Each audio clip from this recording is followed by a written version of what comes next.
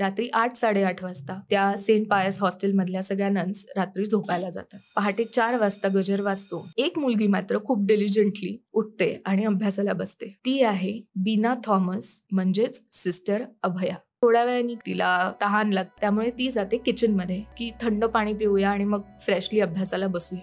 थंड पाणी प्यायला गेलेली अभया 1 तास 1.5 तास झाला परत आलीच नाही. ओके. हॉस्टेलमधल्या बाकी सगळ्या मुली उठतात, आपापल्या कामाला लागतात. आवरायला म्हणून जेव्हा किचनमध्ये जातात तेव्हा त्यांना जे दृश्य दिसतं ते फार विचित्र असतं. त्या फ्रीज जवळ एक चप्पल पडली. ओके. आणि ते सगळ्यांनाच माहिती की ती चप्पल आहे सिस्टर अभयाची. ते तिच्या खोलीमध्ये जातात. खोलीत कोणीच नसतं. आजूबाजूला बघायला लागतात आणि त्यांना दुसरी विचित्र गोष्ट दिसते. ती म्हणजे किचन मधनं परसदारी जाणारे जे दार आहे ते आतून उघड आहे पण बाहेरून बंद आहे. बाहेरून जेव्हा ते दार उघडायला जातात तेव्हा त्यांना तिसरी विचित्र गोष्ट दिसते. ती म्हणजे सिस्टर अभयाचा जो पांढरा वेल ते डोक्याला गुंडाळतात.